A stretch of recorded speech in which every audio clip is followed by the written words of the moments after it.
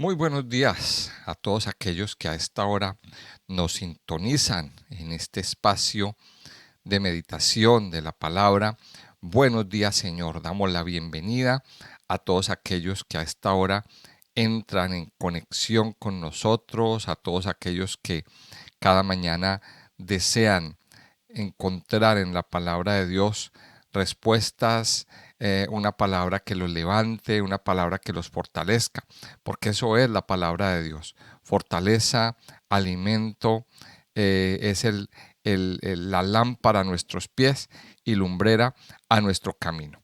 Mi nombre es Carlos Muñoz y con mucho gusto delante de Dios hacemos este tiempo, este tiempo devocional. Quiero invitarles a que, a que escuchen este audio hasta el final, a que lo compartan con otras personas, con grupos, amigos, conocidos, compañeros. También invitarles a que le den me gusta a este contenido y a que se suscriban a, a nuestro canal. Damos la gloria a Dios porque ya hemos llegado cuando a la realización de este programa. Ya hemos llegado a los 1000 suscriptores y esperamos seguir avanzando y que cada día mucha más gente conozca y aprenda de la palabra de Dios en estos estudios.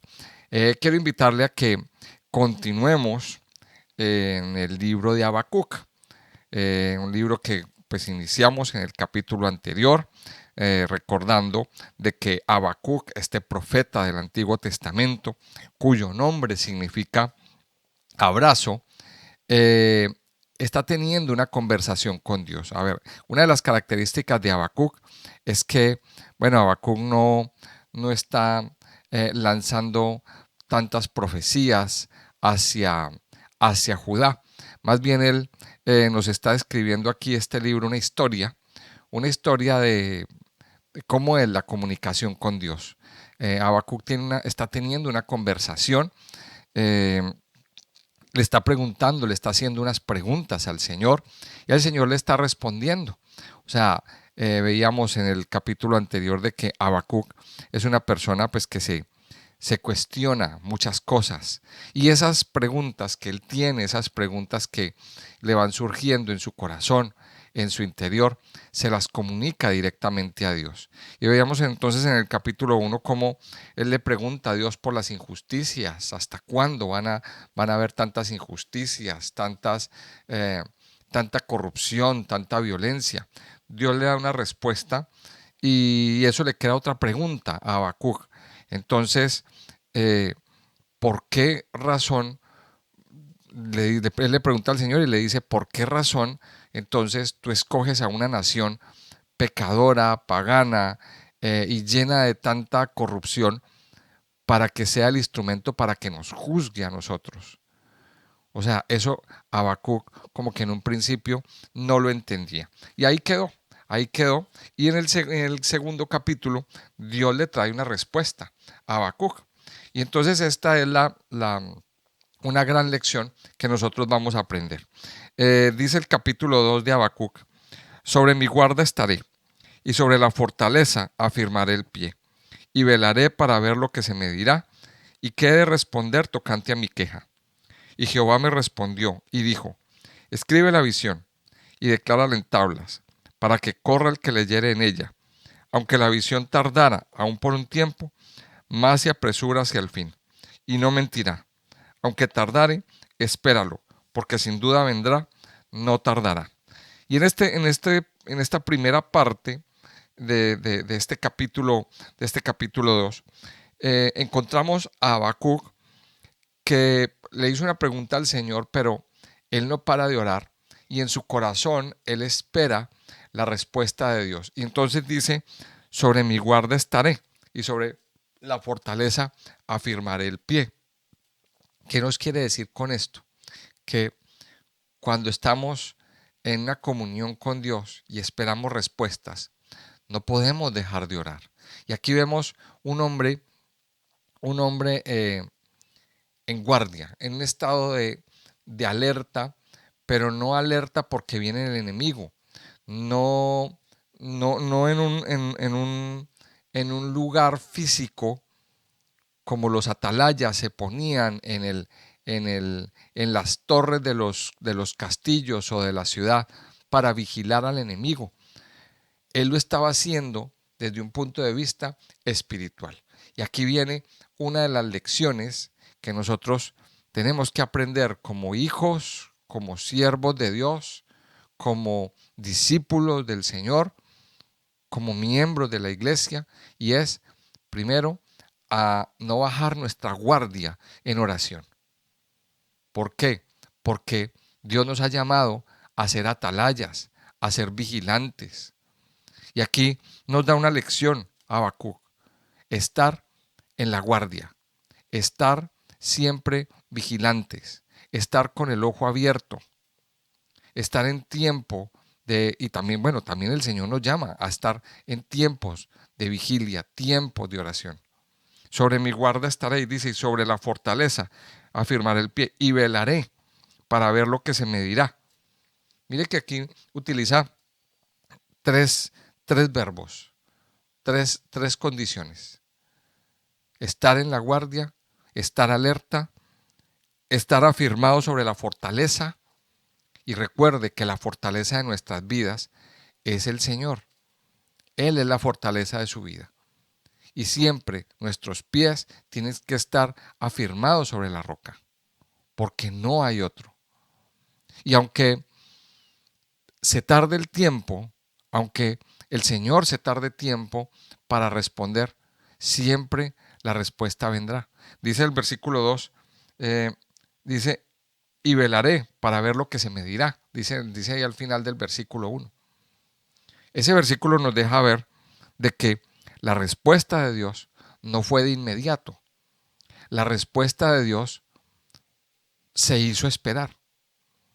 Entonces aquí aprendemos que muchas veces hay respuestas de Dios que se hacen esperar. Pero Dios siempre va a responder, de alguna manera. El Señor siempre va a responder. Ahora, lo que nos encontramos ahí entre el capítulo 1 y el capítulo 2 es que Dios a veces responde de maneras que uno no entiende, y eso lo quiero aclarar. Dios siempre responderá, pero también tienes que saber, o tenemos que saber, que a veces Dios responde de maneras que nosotros no entendemos. A ver, les voy a explicar. Muchas veces nosotros, por nuestros deseos, queremos una cosa, queremos algo, por decir algo.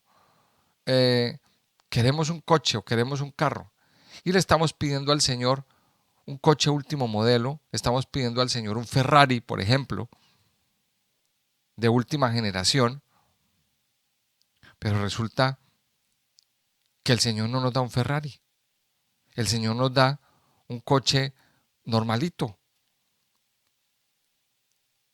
porque es el que necesitamos, no el que queremos. Entonces, a veces Dios trae respuestas que no es la que nosotros queremos, porque a veces nos dejamos llevar por los caprichos de nuestra vida. Y eso es una de las cosas que usted y yo tenemos que aprender. Y es que, y con esto tenemos que aprender a orar. Antes de pedirle caprichos al Señor, es pedirle: Señor, hágase tu voluntad en mi vida. Dame lo que yo necesito, lo que tú quieras para mí. Entonces, esto es aplicable a cosas materiales. Es aplicable, por ejemplo, los solteros o las solteras que están orándole al Señor por un esposo o una esposa. Muchas veces vemos a una persona y nos encaprichamos con esa persona y le pedimos al Señor que sea esa persona, pero el Señor tiene otra persona. Tiene otra persona en algún lugar para usted. Entonces, es lo que les estoy queriendo decir, es que Dios hace su voluntad. Y eso era lo que le pasaba a Habacuc. Ahora, Dios aquí le iba a responder, pero Habacuc debía permanecer en oración. Y esa es la clave. Estar en guardia hasta que llegue la respuesta. Y dice el versículo 2, Y Jehová me respondió. ¿Y qué le dijo a Habacuc? Tome unas tablas, escriba la visión, póngala en un lugar público donde todo el mundo la vea, para que corra todo el que la leyere. Para que todo el que la leyere se aperciba y huya. Una señal de advertencia. Escribe la visión. Dice, aunque la visión tardara, aún por un tiempo, más se apresura hacia el fin. Y no mentirá. Y aunque tardare, espéralo, porque sin duda vendrá. No tardará. Entonces Dios le estaba diciendo a Habacuc, escriba en unas tablas la visión. Escriba bien grande, bien legible, en un lugar donde todo el mundo la lea, para que cuando la lean, corran y se aperciban. Una señal de advertencia, una señal de que se aproxima un peligro. Esto es muy parecido a lo que predicó Isaías.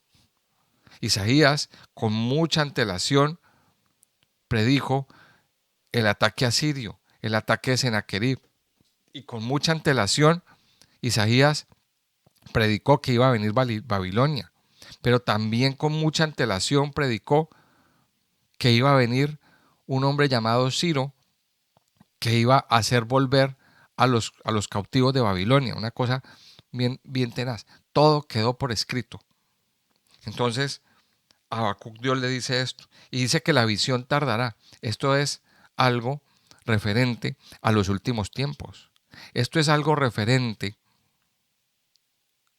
a la salvación que van a tener los judíos en los últimos tiempos. Dice el versículo 4, el versículo 4 y 5. He aquí que aquel cuya alma no es recta se enorgullece, mas el justo por su fe vivirá. Y también el que es dado al vino es traicionero, hombre soberbio, que no permanecerá. Ensanchó como el Seol su alma, y es como la muerte, que no se saciará. Antes reunió para sí todas las gentes, y juntó para sí todos los pueblos. Y aquí expone Habacuc un versículo que es clave para entender el Nuevo Testamento. Y aquí yo quiero hacer una aclaración. Para entender mejor el Nuevo Testamento, tenemos que ir a los profetas. Tenemos que ir al Antiguo Testamento. Hay palabras, hay expresiones y hay ideas que tanto el Señor Jesucristo como el apóstol Pablo y Pedro también, los que escribieron las epístolas, la mayoría de las epístolas fueron escritas por el apóstol Pablo, que expuso el Evangelio de una forma muy, muy práctica. Pero él tomó cosas del Antiguo Testamento, es decir, encontró ideas en el Antiguo Testamento que en el Nuevo cobran sentido. Y una de esas ideas está en el versículo 4, donde dice, he aquí que aquel cuya alma no es recta se enorgullece. Ahí está haciendo referencia al gobierno de Babilonia. Ahí está haciendo referencia a la dinastía de Nabucodonosor. ¿Por qué se caracterizó Nabucodonosor? Bueno, por muchas cosas. Por su soberbia, por su orgullo. Recuerde el episodio cuando él se convierte en un animal, cuando él pierde la razón. Para esto tenemos que ir al libro de Daniel. El libro de Daniel nos ilustra todo lo que sucedió al interior de la corte del rey Nabucodonosor en Babilonia y de la corte de Babilonia, porque después vino otro rey también, un descendiente de Nabucodonosor que fue Belsasar. Pero dice, he aquí que aquel cuya alma no es recta se enorgullece. Pero aquí viene un versículo, una segunda parte, mas el justo por su fe vivirá. Y aquí tenemos que, este versículo nos conecta directamente ¿con qué? Con el Evangelio. Con el Evangelio. Esto nos conecta con el Evangelio. Y este es el versículo que utiliza Pablo, el apóstol Pablo, en sus escritos, para aclararnos uno de los misterios más grandes y más especiales. Vamos a leer Romanos 1, 16 y 17. Romanos capítulo 1, versículo 16 al 17 dice, porque no me avergüenzo del Evangelio, porque es poder de Dios para salvación a todo aquel que cree, al judío primeramente y también al griego. Porque en el Evangelio la justicia de Dios se revela por fe y para fe, como está escrito, mas el justo por la fe vivirá. Ahora, ¿qué quiere decir esto? Que hay un misterio, el Señor nos revela un misterio más grande. Cuando el Señor Jesucristo llegó a la tierra, Él vino a predicar unas buenas nuevas, unas buenas noticias, las buenas noticias de salvación para la humanidad, para el mundo. Eso es evangelio, las buenas noticias. Ahora, ¿cuándo se valoran más las buenas noticias? Pues cuando a usted le han dado malas noticias. Entonces, miremos esto, miremoslo desde esta perspectiva. Cuando usted lee el Antiguo Testamento, sobre todo los profetas, nos encontramos de una manera muy recurrente, profeta tras profeta, juicio, juicio, juicio, castigo, disciplina. Entonces nos encontramos recurrentemente que Dios le está diciendo al pueblo de Israel, te voy a castigar, te voy a exiliar, te voy a dar disciplina, etcétera, etcétera. Entonces, página tras página, el lector se encuentra con esas noticias y va subiendo, y va subiendo. Pero llega un momento en que esos profetas se acaban, hay una página en blanco y empiezan las buenas noticias, el evangelio. Eso es una buena nueva de salvación. Hay una posibilidad de salvación. ¿Y es a través de quién? A través de un mediador, a través del Señor Jesucristo. Entonces, eso es lo que nos explica Pablo en sus escritos. El justo por la fe vivirá. ¿Por la fe en qué? En el Evangelio. El Evangelio se recibe por fe, amado oyente. El Evangelio se recibe por fe. No hay otra forma. Es creyendo que Jesús murió en la cruz por los pecados y que Él es Señor de nuestras vidas. Confesando que Él es Señor de nuestras vidas. Lo dice en Romanos capítulo 10. Y esta es la base del Evangelio, prácticamente.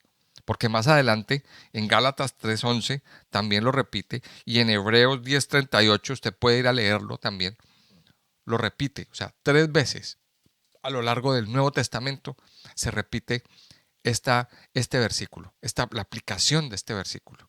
Entonces, es uno de los versículos más importantes. Ahora, aquí yo quiero hacer una aclaración. Mire, dice este versículo, el justo por su fe vivirá. Cuando aparece la palabra fe en nuestras Biblias en español, si miramos el hebreo original, aparece la palabra emuná. La palabra emuná. Y la palabra emuná tiene muchos significados, que no es solamente fe. La palabra emuná es fidelidad. Eso significa la palabra emuná, fidelidad.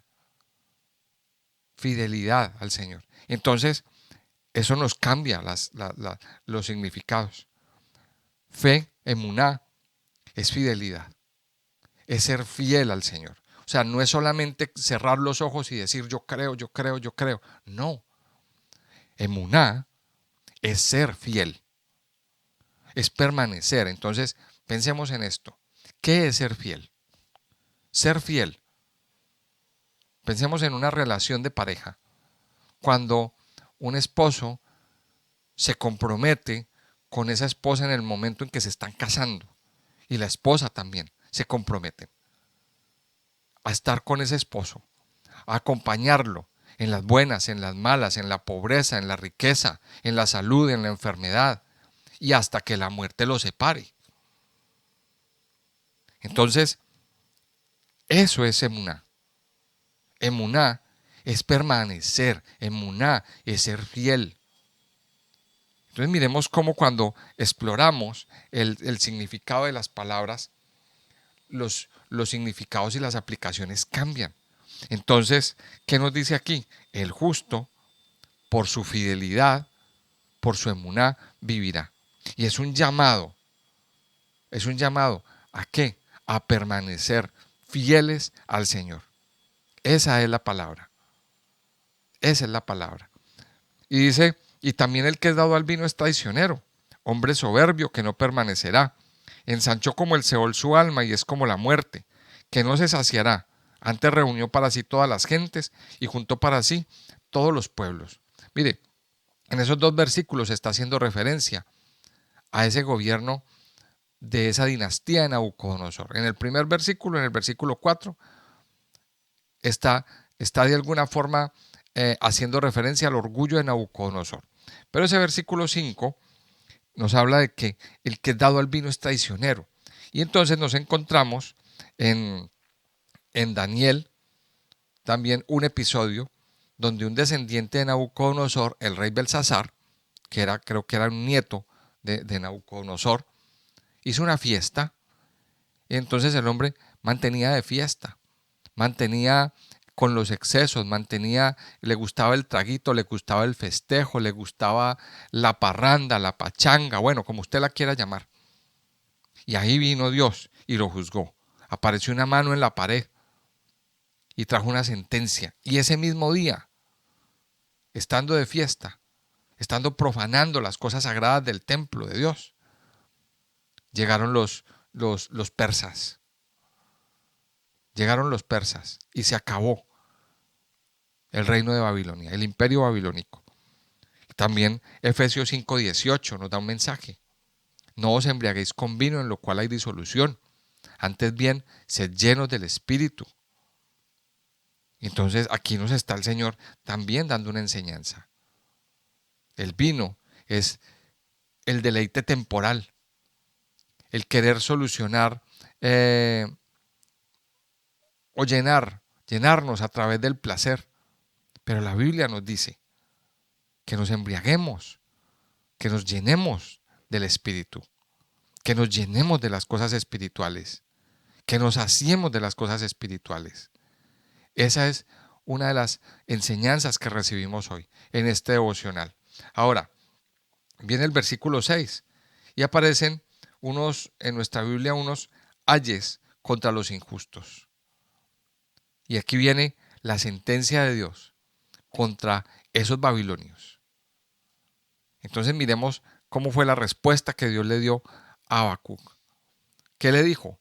Bueno, Habacuc, sí, yo estoy juzgando por medio de este pueblo pecador y pagano al pueblo de Judá.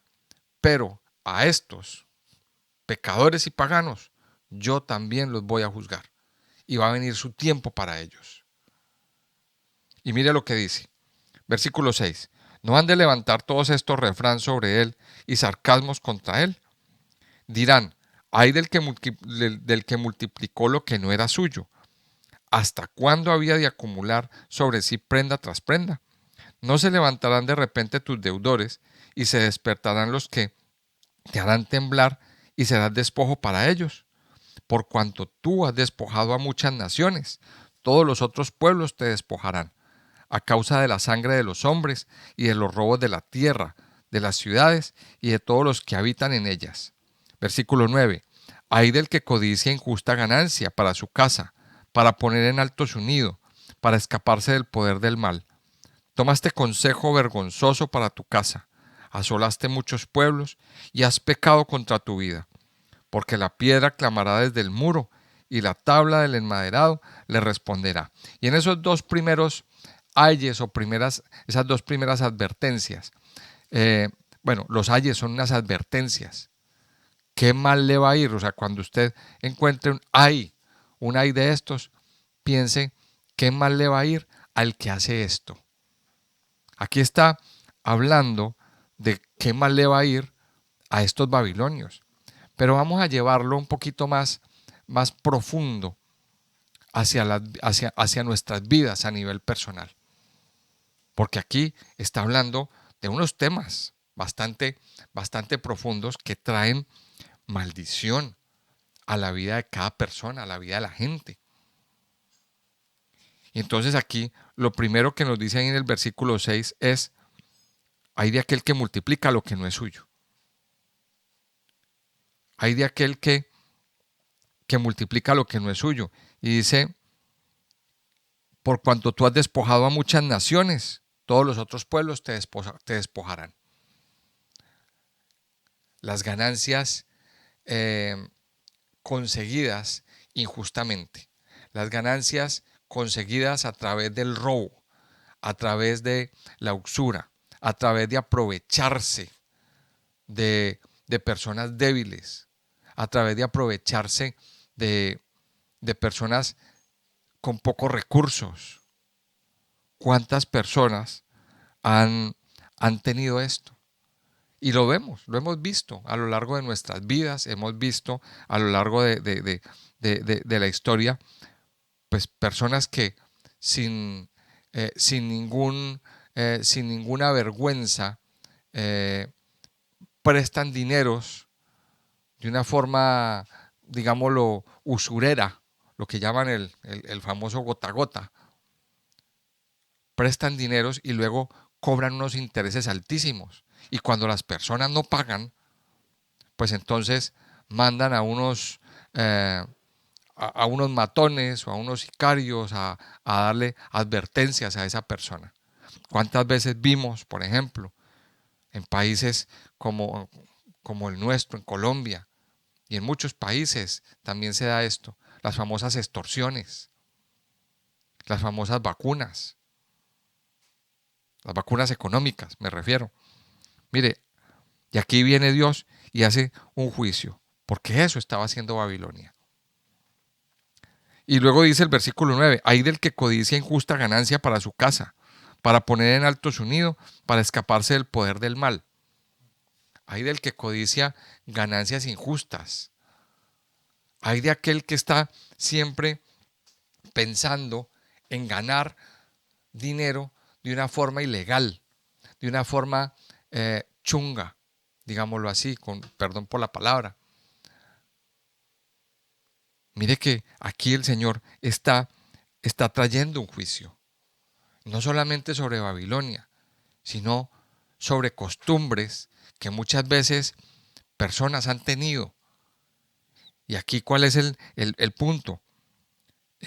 Corregirnos, corregir errores, porque a eso nos lleva la palabra de Dios, a tomar correctivos. Entonces, las dos primeras advertencias tienen que ver con, con la parte financiera, con codiciar eh, ganancias injustas, con buscar eh, tener ganancias de forma ilegal, de forma fuera de la ley, a través de negocios ilegales, contrabando, drogas, hacer negocios evadiendo impuestos. Ese tipo de cosas son ilegales. Y aquí lo dice claramente lo que sucede cuando hacemos estas cosas. Dice el versículo 10: tomaste consejo vergonzoso para tu casa, asolaste a muchos pueblos y has pecado contra tu vida, porque la piedra clamará desde el muro y la tabla del enmaderado le responderá. Dice el versículo 12: hay del que edifica la ciudad con sangre y del que funda una ciudad con iniquidad. El tercer ay: ¿no es esto ¿No es esto de Jehová de los ejércitos? Los pueblos pues trabajarán para el fuego y las naciones se fatigarán en vano, porque la tierra será llena del conocimiento de la gloria de Jehová, como las aguas cubren el mar. Y aquí está hablando en este versículo 12, el tercer ay, de la esclavitud. Está juzgando a Babilonia. ¿Por qué? Porque edificaron la ciudad con sangre. Entraron a matar a todo el mundo. Está juzgando a los babilonios, pero también aquí esto tiene que ver, dice el que funda, hay del que dice, y el que funda una ciudad con iniquidad. A lo mejor usted y yo no somos fundadores de ciudades, pues no tenemos ese nivel. Los que me están escuchando, pues somos ciudadanos de a pie y no somos fundadores de ciudades, pero a lo mejor sí hemos fundado una familia. Usted será padre, madre, eh, o a lo mejor usted es una persona que está en su proyecto de vida queriendo fundar, establecer una familia, establecer un hogar. Ay del que funda una ciudad. Dice, ay del que funda una ciudad con iniquidad. Y esto es muy delicado. Es una sentencia de parte de Dios. Mire, por eso nuestra vida, por eso tenemos que ocuparnos de ser santos, de ser limpios, de agradar al Señor todos los días de nuestra vida, de no permitir que la iniquidad, que el pecado, que la desobediencia o el quebrantamiento a los mandamientos de Dios abunden en nuestra vida. Ay del que funda una casa con iniquidad. Mira lo que está diciendo aquí. Así que es un llamado también a la santificación de nuestras vidas. Dice el versículo, bueno, en el versículo 14 dice, porque la tierra será llena del conocimiento de la gloria de Jehová, como las aguas cubren el mar. Un versículo que también lo hemos leído muchas veces. Y aquí el Señor está dando un mensaje de esperanza. La tierra, llegará un momento en que la tierra, la gloria del Señor, cubrirá toda la tierra, cubrirá nuestras vidas, cubrirá las familias y llegará la presencia del Señor hasta lo último de la tierra. Inundará a la tierra. Y ese es el anhelo de nosotros, como cristianos, como creyentes, como discípulos del Señor. Dice el versículo 15, ay del que da a beber a su prójimo, ay de ti que le acercas tu hiel y le embriagas para mirar tu desnudez. Te has llenado de deshonra más que de honra. Bebe tú también y serás descubierto. El cáliz de la mano derecha de Jehová vendrá hasta ti, y vómito de afrenta sobre tu gloria. Porque la rapiña del Líbano caerá sobre ti, y la destrucción de las fieras te quebrantará, a causa de la sangre de los hombres, y del robo de la tierra, de las ciudades, y de todos los que en ellas habitaban. ¿De qué sirve la escultura que esculpió el que la hizo? La estatua de fundición que enseña mentira, para que haciendo imágenes mudas confíe el hacedor en su obra. Ay del que dice al palo, despiértate, y a la piedra muda, levántate. ¿Podrá él enseñar? He aquí, está cubierto de oro y plata, y no hay espíritu dentro de él. Mas Jehová está en su santo templo, calle delante de él toda la tierra. Y en estos dos últimos ayes, pues en el versículo 15, el cuarto, está hablando de, de los excesos, está hablando de los vicios. Dice, ay del que da a beber a su prójimo, ay de ti que le acercas tu hiel y le embriagas para mirar su desnudez. Y entonces aquí vemos cómo hay personas que incitan a otras a beber, a embriagarse, a entrar dentro de estos excesos. Este cuarto ay, nos habla de los excesos, nos habla de los vicios, nos habla de, de esos excesos con el alcohol, con las drogas, con el cigarrillo y con este tipo de sustancias que, que embriagan, con las que el hombre busca llenar su interior. De hecho, cuando el apóstol Pablo en Gálatas, en el capítulo 5, nos muestra los resultados de vivir en la carne, una de las cosas que nos muestra es que fruto de vivir en la carne son las borracheras y las orgías. Usted lo puede encontrar ahí en Gálatas capítulo 5. Los excesos del ser humano. Eso lo único que hace es hundir más a la persona.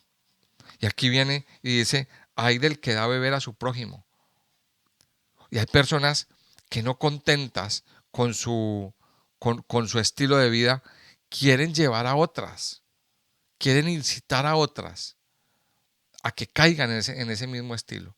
Y el problema de de este estilo de vida es que muy fácilmente la gente o las personas terminan atadas a este tipo de cosas. Y se convierte en una atadura muy fuerte que es muy difícil de dejar. ¿Cuántas personas hemos visto que por este tipo de situaciones han caído en el alcohol, han caído en las drogas, han caído en cualquier cantidad de, de vicios, han caído en la prostitución, han caído en el cigarrillo, han caído en, bueno, en todas estas cosas. Y aquí dice, ay de ti que das a beber a tu prójimo, que le acercas tu hiel y le embriagas para mirar su desnudez. Y aquí sale una sentencia para este tipo para este tipo de personas. Para Babilonia también. ¿Por qué? Porque Babilonia, miremoslo desde el punto de vista sociocultural, contagió de idolatría al mundo occidental, lo contagió de idolatría. Toda la idolatría que vemos hoy salió de Babilonia. Ella es la cuna de la idolatría. De hecho, en Apocalipsis hay una sentencia contra Babilonia muy fuerte y la compara con una mujer ramera,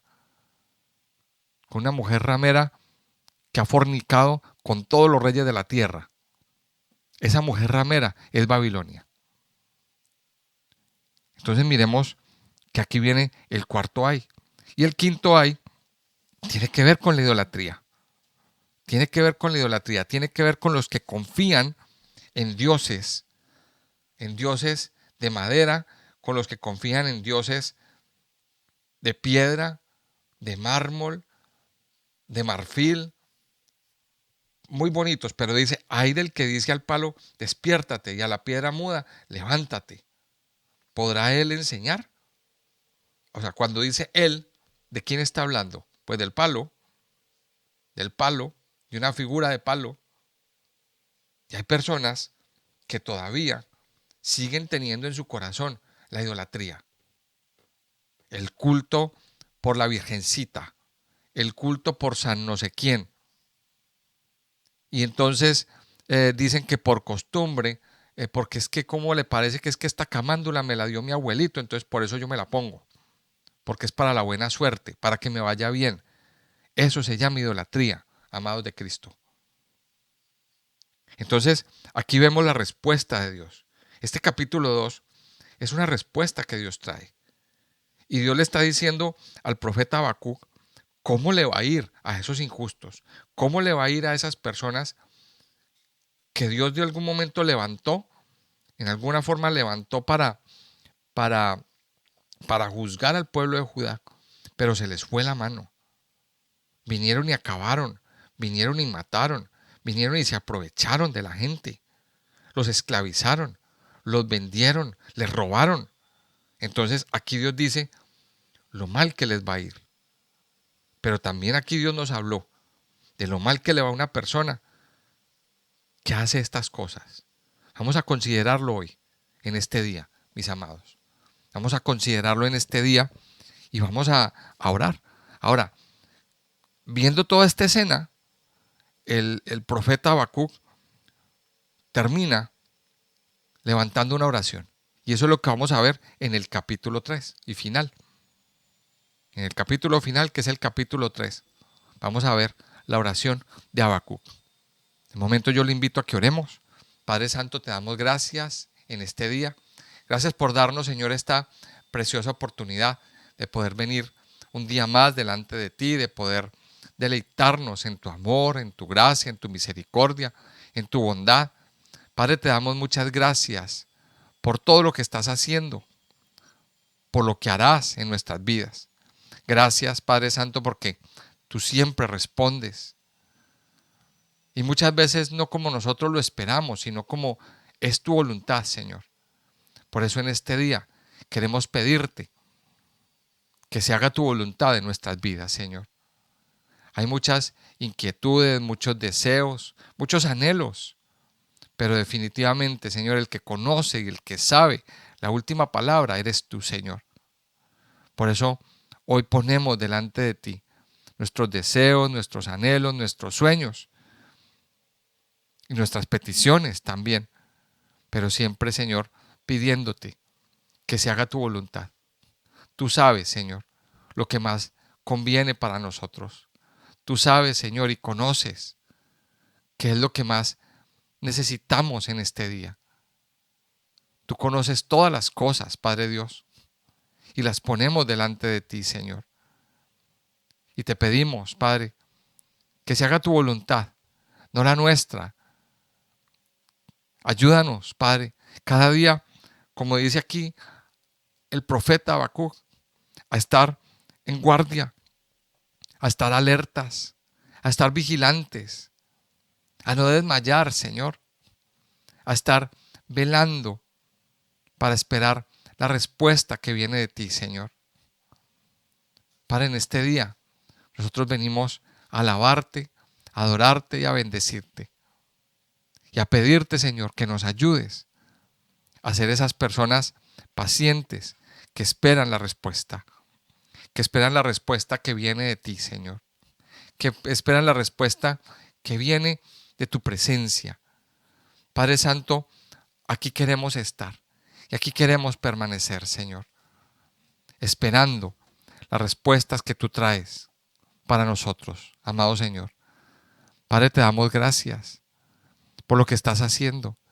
Gracias, mi Señor, porque hoy nos has hecho, Señor, también advertencias de cómo le va a una persona que es injusta, que es codiciosa de ganancias deshonestas, una persona idólatra, una persona que se inclina por los excesos.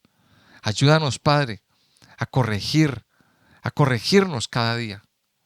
Ayúdanos, Padre, a que nuestra casa sea fundada sobre la santidad, que nuestra casa sea fundada sobre la roca eterna que es Jesucristo, que nuestra casa sea fundada sobre principios, sobre los principios establecidos en tu palabra, Señor.